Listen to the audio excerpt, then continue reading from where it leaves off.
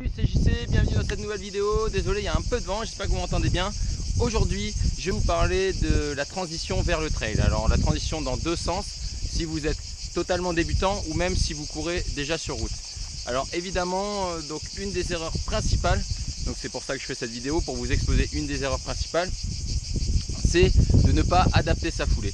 Que vous soyez débutant ou que vous soyez déjà coureur, en fait quand vous allez venir dans des chemins, surtout comme ici, vous voyez, regardez, il y a des cailloux partout ici.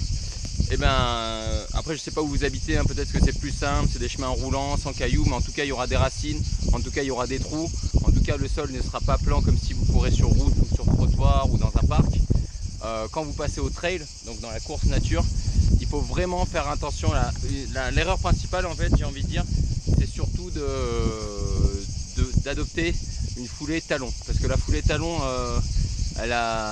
tout le monde court, hein. Enfin il y a une bonne partie, 60% ou 70%, je sais plus, des gens courent de cette manière là. On peut croire que c'est confortable puisqu'on profite vraiment de la protection des chaussures, mais ce qu'il faut voir aussi, c'est qu'on court en courant sur les talons, et en plus avec un amorti on crée un effet de bras de levier, si vous voulez, au niveau de la cheville.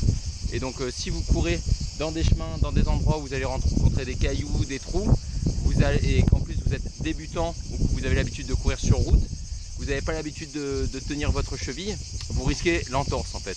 Donc vraiment, si vous débutez en trail, commencez doucement et adoptez, travaillez une foulée dite médio-pied en fait. Il faut profiter en fait de la cheville pour avoir le plus d'amorti possible et le plus de réactivité par rapport au sol possible. Vous pouvez faire le test chez vous, sur votre carrelage par exemple. Si vous mettez les deux pieds sur le carrelage, vous mettez par exemple soit les deux talons collés au sol, soit vous légèrement vous levez le talon, vous allez voir tout de suite la différence.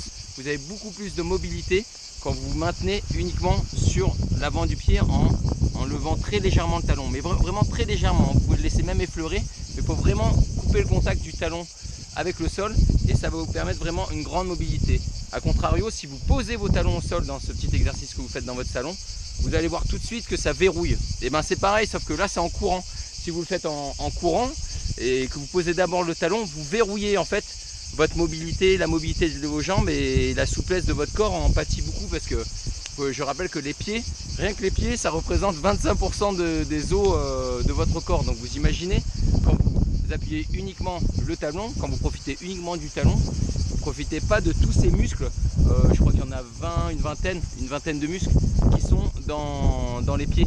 Donc vraiment, il faut se donner un peu de peine, oublier ce confort talon, puisqu'en fait il est illusoire. Il faut se réapproprier ses pieds pour gagner cette mobilité et être à l'aise dans les chemins. Donc la première erreur très grave que je dirais pour les gens qui se mettent en trail, c'est de ne pas penser à faire une foulée médio-pied. Après, si vous faites du trail, vous allez voir, en montée vous allez être obligé de l'avoir, donc vous allez entraîner votre foulée médio-pied en montée, mais après sur le plat et en descente vous allez taper talon tout le temps.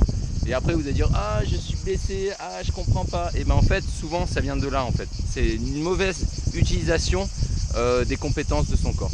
Voilà, donc je suis un peu rapide, je vais parler super vite dans cette vidéo. J'espère que vous avez pu profiter du panorama. J'espère que vous m'avez entendu aussi parce qu'il y a un peu de vent. Je vous dis bon ride, laissez-moi un petit commentaire, n'hésitez pas à vous abonner. Je vous dis ciao ciao ciao, bon ride.